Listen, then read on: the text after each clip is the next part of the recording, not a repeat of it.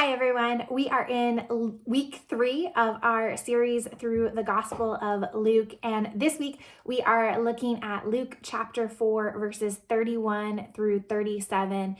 And in this story, Jesus does a couple of different healings. The first is of someone who is demon possessed, always an interesting conversation to have of whether people believe that or what's really happening there. But the second healing is a very normal healing. It's of Simon's mother who is sick with a fever.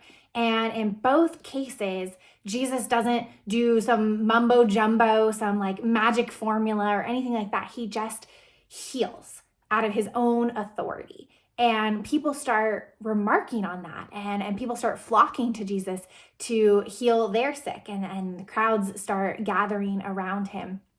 And the theme of this story is the power and the authority of Jesus. And it got me thinking about something from my own life. About a year ago, Tyson and I were having dinner with a friend who is a pastor, and she had just gotten a pretty awful health diagnosis, and she was still wrestling with what that was going to mean for her and for her ministry and for her life.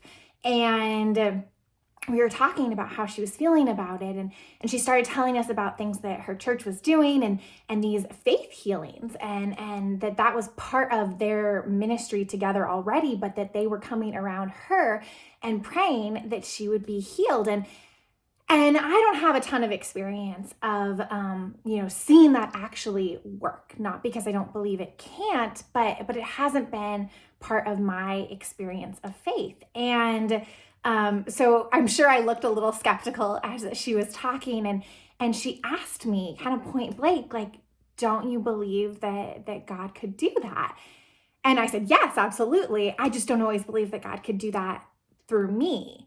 And she said, well, how have you prayed for healings? And I talked about my own life and my own things I've struggled with and haven't been healed of. But then I thought about the way that we often pray in church about, in our prayers of the people, asking that God would heal someone or things like that. And she asked, do you pray those things with the expectation that God is really going to do what you're asking? Do you give God authority in those moments? And, sometimes I think that we struggle with doing that. We often do these caveats, right? Like, oh, if it's in your plan, God, please heal this person. Or, oh, if it would be possible, this would be great. We'd really love if you could do that. And we don't always pray with that sense of, no, God has given Christ authority, and that actually Jesus chooses to give that authority to us in circumstances sometimes. And so I just think that's something that we struggle with, of actually giving God authority in all kinds of places of our life, not just our health, but our wealth, right? Trusting God with our finances or our future, trusting God is big enough and has a plan for us that is different than maybe the plan that we have for ourselves. And so as we enter into this text this week, I would encourage you to ask yourself, what places in your life are you not giving God authority? Are you not trusting that God is who he says he is?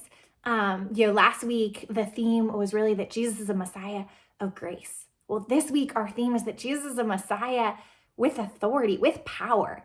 And we're gonna, as we go through Luke's gospel, get into more of what that power and authority looks like, because it is very different from ideas of power and authority in this world and in our time. And so we'll get into more of that. But that question of where are you not trusting God? Where are you not giving authority? And what would change if you did? Where would we maybe see God work in even more miraculous and extreme, wonderful, powerful ways if we were willing to trust?